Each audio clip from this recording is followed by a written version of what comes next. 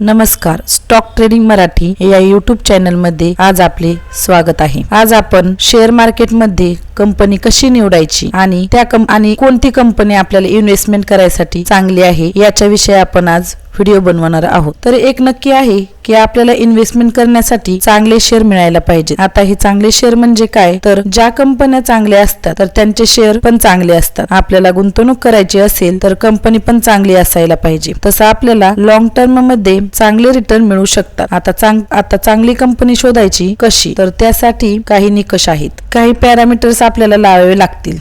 जर त्या पॅरामीटर्स वरती कंपनी चांगली ठरली तर त्यामध्ये आपण गुंतवणूक करू शकतो। आता आपण कंपनी कशी शोधायची याची माहिती घेऊया। सुरुवातीला कोणत्याही टेक्निकल टर्म्स न वापरता अगदी सरळ सोप्या भाषेमध्ये फंडामेंटल ॲनालिसिसचा बेसिक भाग जो आहे तो बघू।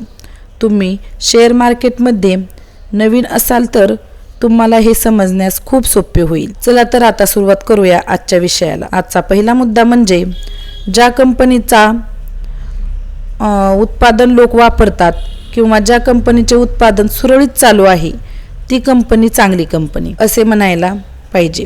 उदाहरणार्थ आता सध्याच्या काळामध्ये सोलार पॅनल्स आणि सोलार एनर्जी यांच्या संबंधित जे काही प्रोडक्ट आहेत ते खूप लोक वापरत आहेत। तर आपण गुंतवणूक करण्यासाठी असे उत्पादन निर्माण करणारी कंपनी तिचा विचार करू शकतो।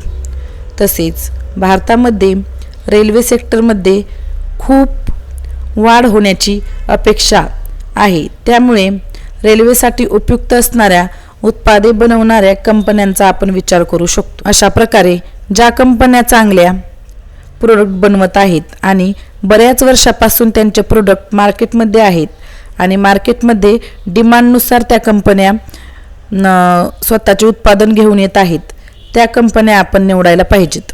आता दुसरा मुद्दा आहे ज्या कंपन्यांची विक्रीचा आकडा हा मागच्या वर्षीच्या विक्रीच्या आकड्यापेक्षा 5 ते 10% जास्त असतो, अशी कंपनी चांगली कंपनी असते। दरवर्षी त्यांची कंपनी त्यांचे प्रोडक्ट विकत असते म्हणून त्यांना नफा मिळतो आणि कंपनीची वाढ होत असते। कंपनीची विक्री जास्त असेल तर नफा पण जास्त असतो आणि विक्री कमी झाली तर नफा पण कमीच होत असतो। त्यामुळे याचा उल्लेख कंपनीच्या लॉस आणि प्रॉफिटवर होत असतो। त्यामुळे ज्या कंपनीचे प्रोडक्ट आवडत असतील त्या कंपनीची विक्री सुद्धा चांगली होईल आणि मागच्या वर्षीपेक्षा कंपनीचा नफा सुद्धा यावर्षी जास्त होईल। दरवर्षी कंपनीच्या विक्रीच्या आकड्यामध्ये चांगली वाढ झाली पाहिजे। किमान 5 ते 10% वाढ मागील वर्षापेक्षा चांगली समजली जाते। कंपनीच्या प्रोडक्टचा सेल म्हणजे प्रोडक्टचा खप कधी वाढतो आपल्याला या आकड्यावरून समजू शकतो आणि कंपनीचा आपण लॉंग टर्मच्या गुंतवणुकीवर विचार करू शकतो। आता ज्या कंपनीच्या विक्रीवरील प्रमाण मागच्या वर्षीपेक्षा जास्त असते ती कंपनी चांगली असते।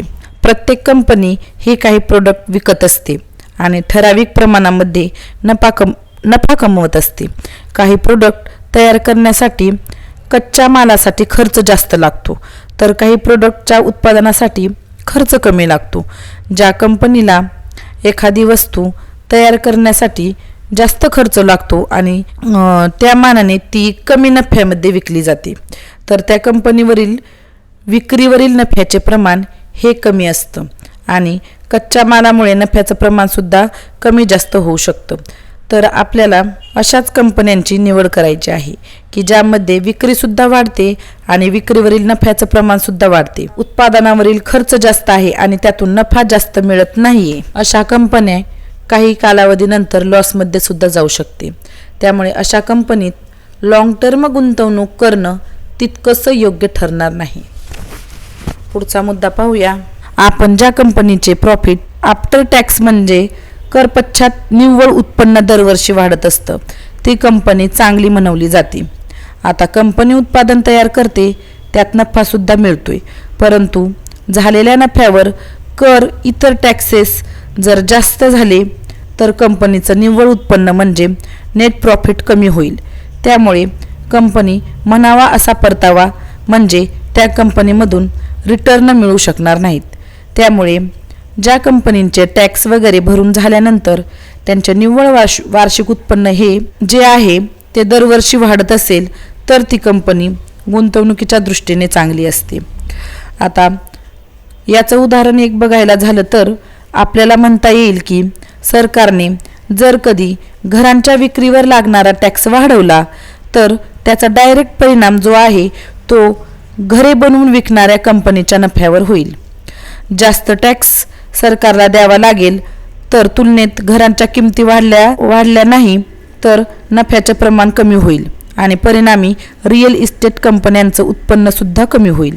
पुढचा मुद्दा असा आहे की ज्या कंपनीच्या टर्नओव्हरच्या प्रमाणात त्या कंपनीचे रिझर्व्ह समाधानकारक असतात तर ती कंपनी चांगली. जर एखाद्या कंपनीचा टर्नओव्हर वाढतोय तर त्या कंपनीचे सेल्सचे आकडे सुद्धा वाढत असतील. अशा वेळेला त्यांचा नफा सुद्धा वाढत असेल आणि नफ्यातून शिल्लक राहिलेली रक्कम म्हणजे रिझर्व्ह सुद्धा वाढत असते.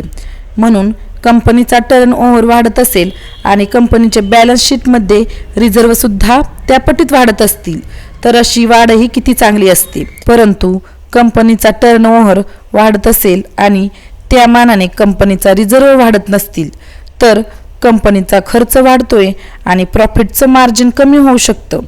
त्यामुळे कंपनीची ग्रोथ कमी होत असते. त्यामुळे टर्नओव्हरसोबत बँकेची रिझर्व्ह सुद्धा वाढली पाहिजे. तसेच कंपनीचे रिझर्व्ह वाढले तर कंपनीला भविष्य काळातील खर्च सुद्धा करता येऊ शकतो.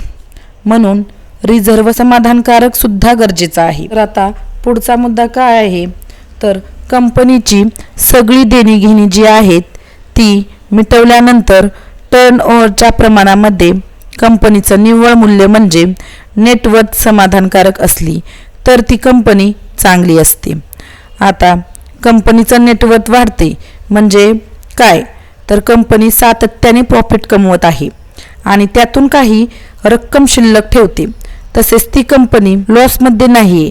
आपल्याला दिसत असेल जर टर्नओव्हर वाढत असेल तर नेटवर्थ वाढत नसेल तर याचा अर्थ कंपनीला जास्त खर्च आहे आणि प्रॉफिटचं मार्जिन जे आहे ते कमी आहे किंवा कंपनीच्या कार्यक्षमतेमध्ये त्रुटी आहेत असा त्याचा आपण अर्थ घेऊ शकतो. टर्नओव्हर सोबत नेटवर्थमध्ये वाढ होतं याचा अर्थ कंपनीची विक्री चांगली आहे आणि खर्च मॅनेजमेंट सुद्धा एकदम प्रभावीपणे आहे म्हणून नफा ते टिकवून ठेवत आहे. पुढचा मुद्दा काय आहे तर ज्या कंपनीचं उत्पादन आधुनिक काळाशी सुसंगत आहे तसेच अद्ययावत तंत्रज्ञानावर अवलंबून असते. एखादी कंपनी आणि उत्पादनामध्ये आणखी सुधारणा करण्यासाठी जी कंपनी संशोधनावर म्हणजे रिसर्च आणि डेव्हलपमेंटवर पुरेसा खर्च करते अशी कंपनी चांगली आहे. टेक्नॉलॉजी अपडेट आणि संशोधन व विकास यामध्ये गुंतवणूक करणे कंपनीच्या वाढीसाठी आणि दीर्घकालीन यशासाठी अत्यंत महत्त्वाचे असते. यामुळे कंपनीला बाजारपेठेत वेगळेपण मिळतं आणि मगच तीच कंपनी स्पर्धकांपेक्षा उत्पादनाची जास्त किंमत आकारू शकते आणि जास्त नफा करू शकते. तसंच यामुळे कंपनीची कार्यक्षमता लक्षणीयरित्या वाढू शकते आणि ही उत्पादने नाविन्यपूर्ण ठेवण्यासाठी अत्यंत आवश्यक असतं. नाविन्यपूर्ण कंपनीला ग्राहकांची जी पसंती असते आणि त्याचा जो ट्रेंड असतो तो त्याच्यासोबत राहण्यामध्ये मदत करत असतो. म्हणून R&D खूप महत्त्वाचा असतो. या गुंतवणुकीमुळे केवळ कार्यक्षमता आणि ग्राहकांचा समाधानात सुधरत नाही तर दीर्घकालीन लॉंग टर्म ग्रोथ आणि सस्टेनेबल ग्रोथ याला चालना मिळते. म्हणजे शाश्वत राहते ती कंपनी. तंत्रज्ञानावर आधारित या गतिमान जीवनामुळे यश मिळवण्यासाठी आणि टिकवण्यासाठी हे घटक अत्यंत महत्त्वाचे आहेत. यानंतर सर्वात महत्त्वाचा मुद्दा भारतासारख्या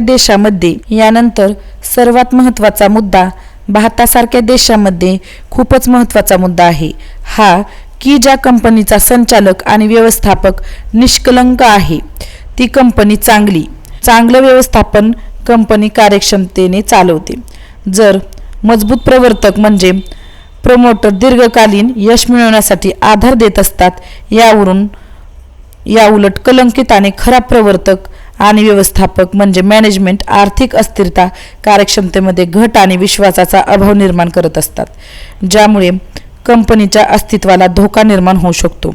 आणखी एक महत्त्वाचा मुद्दा चांगली कंपनी शोधताना बघायला पाहिजे तो म्हणजे ज्या कंपनीच्या हातामध्ये मोठ्या प्रमाणात पेंडिंग ऑर्डर आहेत आणि त्या पूर्ण करण्याची त्यांच्या अंगी क्षमता आहे, अशी कंपनी चांगली आपण म्हटली पाहिजे. या पेंडिंग ऑर्डर कंपनीच्या उत्पादनाची मागणी तो म्हणजे ज्या कंपनीच्या हातामध्ये मोठ्या प्रमाणात पेंडिंग ऑर्डर आहेत आणि त्या पूर्ण करण्याची त्यांच्या अंगी क्षमता आहे, अशी कंपनी चांगली आपण म्हटली पाहिजे.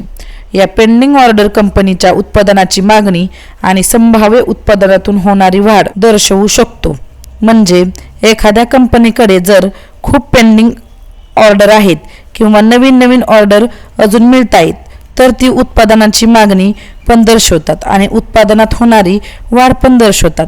पण याला योग्य व्यवस्थापनाची गरज असते. अन्यथा ऑपरेशनल आणि आर्थिक आव्हान जर कधी उद्भवले तर कंपनीसाठी ते धोक्याचं होऊ शकतं. पण कंपनी उत्पादन करण्याची क्षमता चांगली असेल तर ती मागणी बाजारातून येते. तिला पूर्ण केलं तर कंपनीला खूप चांगलं मोठं प्रॉफिटसुद्धा मिळू शकतं. सर्वात शेवटचा मुद्दा विस्ताराची दिशा आणि योजना ही तयार करत आहे. ती कंपनी चांगली भविष्याच्या वाढीसाठी आणि विकासासाठी योजना तयार करणे कंपनीच्या दीर्घकालीन यशासाठी अत्यंत आवश्यक गोष्ट आहे. यामुळे जे काही संसाधन असतात कंपनीमध्ये उपलब्ध कार्यक्षम वापर करणं सोपं जातं. कंपनीला काही भविष्यात संभाव्य धोके असतील तर त्यासाठी व्यवस्थापन लवकरात लवकर करता येतं आणि कंपनीची कार्यक्षमता वाढवण्यासाठीच्या दृष्टिकोनातून सुद्धा काम करता येतं. कंपनीच्या उत्पादनांना आणखी मोठ्या बाजारपेठेत उपलब्ध होऊ शकतात. आणखी वेगवेगळ्या ठिकाणी उत्पादने ही विकली जाऊ शकतात.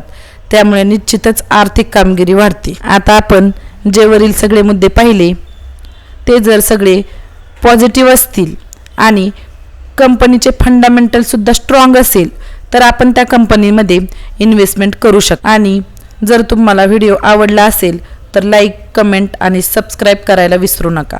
जय हिंद, जय महाराष्ट्र.